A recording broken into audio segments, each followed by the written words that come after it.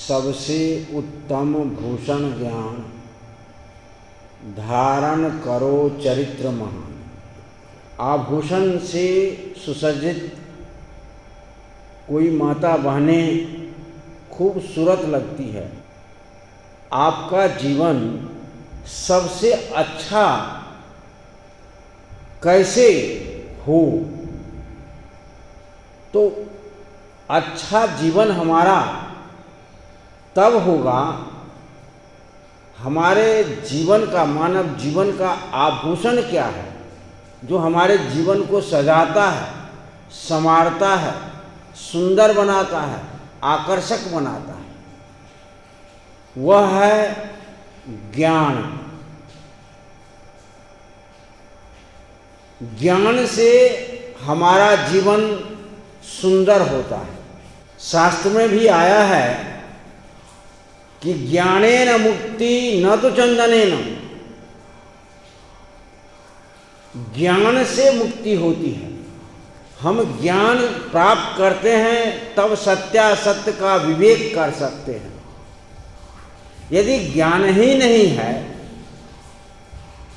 तो हम सत्य क्या है, असत्य क्या है, धर्म क्या है, अधर्म क्या है, बंधन क्या है, मोक्ष क्या है, इसको हम समझ ही नहीं पाएंगे।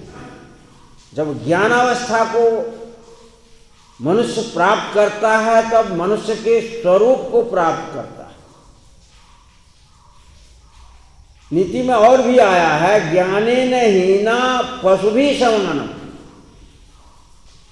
यदि मनुष्य की आकृति में तो हम हैं और मेरे जीवन में ज्ञान नहीं है तो हम पशु के समान हैं।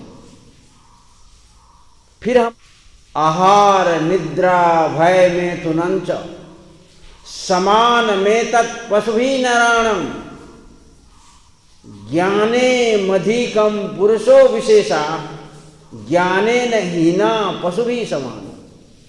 ज्ञान नहीं है तो हम पशु के समान हैं।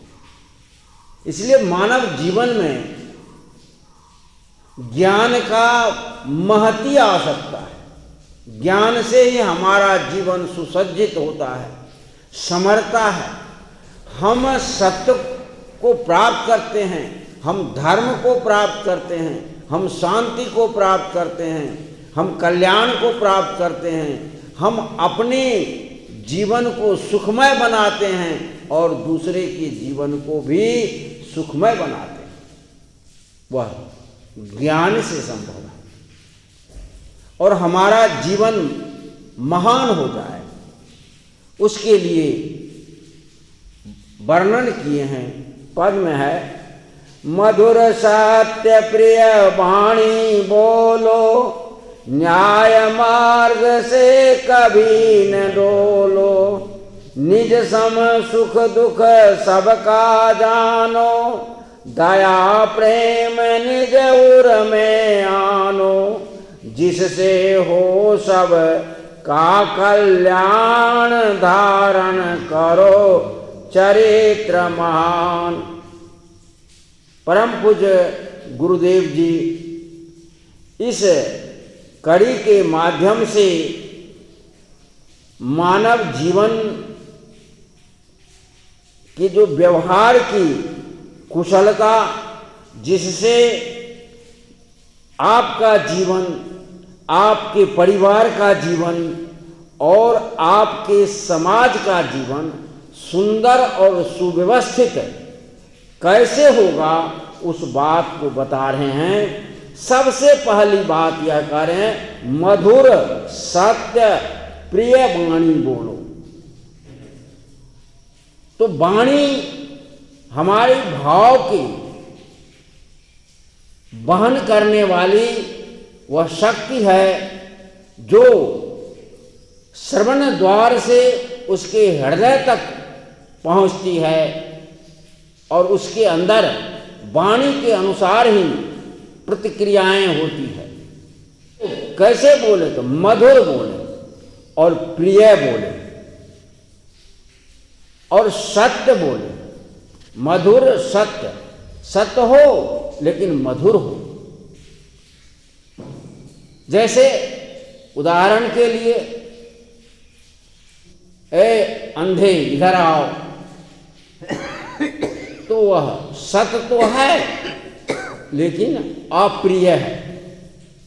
और यदि उसी को हम कहेंगे प्रज्ञा चक्षु जी जरा इधर आइए, तो शब्द वही है लेकिन यह मधुर है, प्रिय है, सत्य भी है। तो हम अपने परिवार में अपने पड़ोसी के साथ और परिवार के साथ शब्दों का प्रयोग करें तो वह मधुर हो, सत्य तो हो ही, क्योंकि झूठ वाणी से कल्याण नहीं होगा। परम सदगुरु कबीर साहब कहते हैं, सत्य बराबर तप नहीं, झूठ बराबर पाप, जाके हृदय सांच है ताके हृदय आप। जो सत्य बोलते हैं वही परमात्मा के स्वरूप होते हैं, उसी के हृदय में परमात्मा का वास होता है। तो परम पूज्य गुरुदेव जी कहते हैं कि मधुर हो, सत्य हो और ऐसी ही वाणी आप दूसरे के साथ बोलें। उसके बाद निर्देश क्या देते हैं कि न्याय मार्ग से कभी न डोलो। अब व्यवहार जगत में बड़ा ही कठिन काम होता है कि हम न्याय संगत ही चलें, न्याय मार्ग पर ही चलें। व्यक्ति अन्याय के मार्ग पर कब कदम रख देता है? जब वह मोहग्रस्त होता है, जब वह लोभग्रस्त होता है, जब वह अहंकारग्रस्त होता है, तब वह अन्याय मार्ग पर चल देता है। तो लोभ के कारण वह झूठ बोलता है या और कुछ करता है, मोह के कारण या फिर अहंकार के कारण। तो ये सब कारण है न्याय मार्ग से च्युत होने का। तो परम पूज्य गुरुदेव जी कहते हैं कि न्याय मार्ग से कभी न डोलो। कोई भी विषम से विषम परिस्थिति आवे तो आप अपने न्याय मार्ग पर चलें। जो न्याय मार्ग पर चलता है उसके जीवन में कष्ट तो आता है, परेशानियां तो आती है, लेकिन वह इस धरती के धरोहर हो जाते हैं। धरती के मानव उन्हें चंदन के तरह अपने मस्तक में लगाते हैं, जिसको आप अपना कहते हैं, और उसी वही गलती किया तो आप उसको सजा नहीं देते, उसके पक्ष में आप बोलने लगते हैं, उसके समर्थन में बोलने लगते हैं। तो ऐसी बातें न्याय न्याय है। बहुत सारे उदाहरण है, मैं उदाहरण निज सम सुख दुख सबका जानो। कितनी ऊंची बात है, निज सम सुख दुख सबका जानो।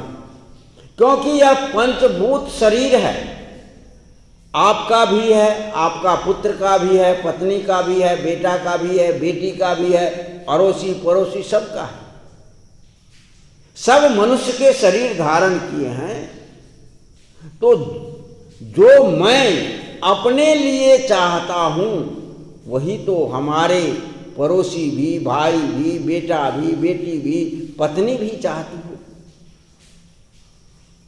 तो परम पूज्य गुरुदेव जी यहां कह रहे हैं, निज सम अपने ही समान सुख दुख सबका जानो।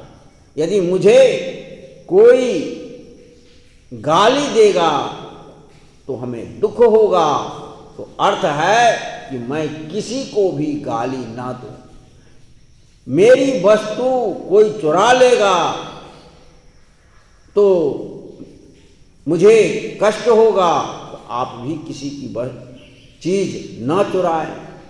आगे कहते हैं दया प्रेम निज उर्मे आनंद।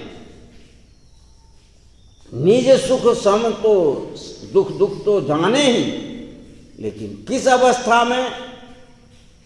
तो दया की अवस्था में, प्रेम की अवस्था में, है ना।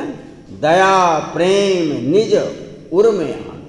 जब हम दयावान होंगे, जब हम प्रेम से ओतप्रोत होंगे, प्रेम से भरा होंगे, अहंकार नहीं रहेगा।